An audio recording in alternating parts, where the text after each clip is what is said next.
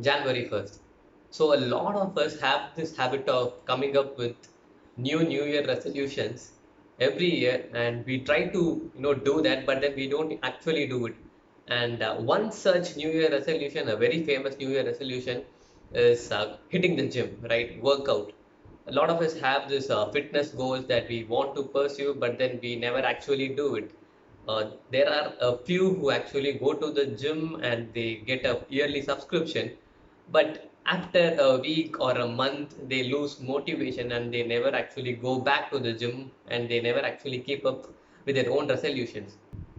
He or she, they actually wanted to do that, they actually wanted to lose weight, but then they didn't have the right motivation, or probably they didn't have the right mindset to do that, right?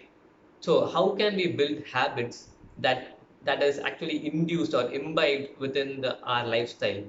And what is the science behind that? So what exactly happens when you try to introduce a new habit, or when you try to uh, take away or remove existing habit, and what is the science behind that?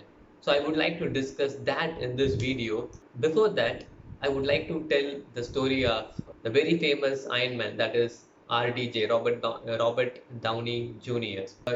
I'm sure you guys would have read about Robert Downey Jr., how he was a drug addict, and how he was imprisoned for a long time. And then one fine day he came out and he was having this cheeseburger, which was awful, I believe. And then he decided that he is going to change his life, and he left his truck behind, which was apparently, I think it had drugs in it, and then he left the truck in the driveway of that McD store, and then everything changed. He became the most famous Iron Man. So why am I actually telling this? In order to introduce a new habit or remove an existing habit, it is only possible when one of these three things happen. The first one is epiphany. So epiphany is a sudden realization. That is, all these days you might have been doing something wrong, and all of a sudden you get this realization that, okay, today I'm going to change this. I'm going to break this pattern, and this will lead me to a more prosperous life. So that's epiphany. That's a sudden realization that happens. And second one is a near death experience.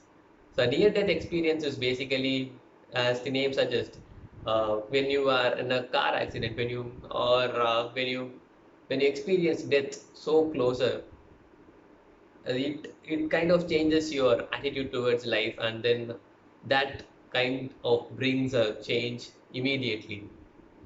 It does not mean that we'll have to jump off from the roof or go and stand in traffic to get hit by a car, get run over by a car, right? We can't do that. Like, it's not the right way to do.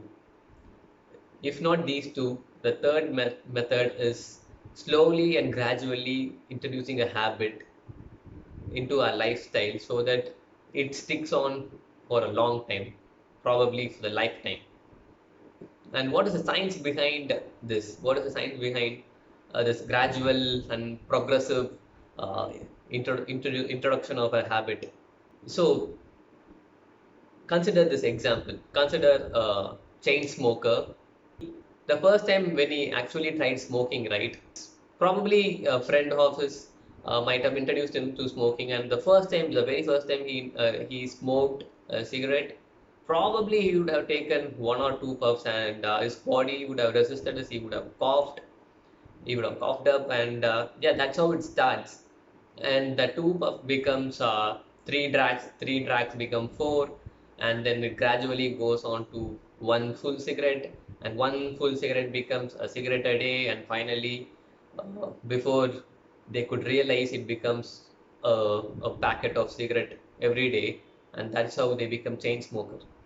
And let's look at the process of de-addiction, right? So de-addiction is, be any doctor, any therapist, they'll not ask the chain smoker to stop immediately, because it is not possible.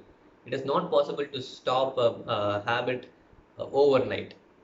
And even if they do, the relapse, the uh, the probability of a relapse is way higher, and they might fall back to the pattern.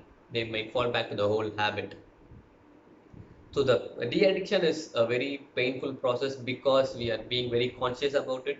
We are consciously, gradually, we are decreasing the frequency of the cigarettes, and slowly, after a period of time, the person stops smoking completely. And this is how this entire process works. So why did I speak about RDJ? Because he had epiphany, and then he changed it. He changed his lifestyle overnight. That might not happen to us probably, but introducing a habit is a good way to change your lifestyle.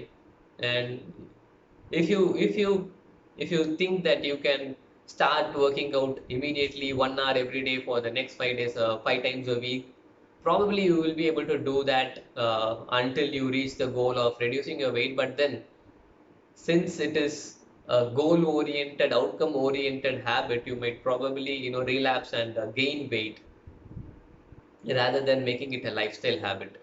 That's how you build a habit. You slowly introduce it, gradually increase it.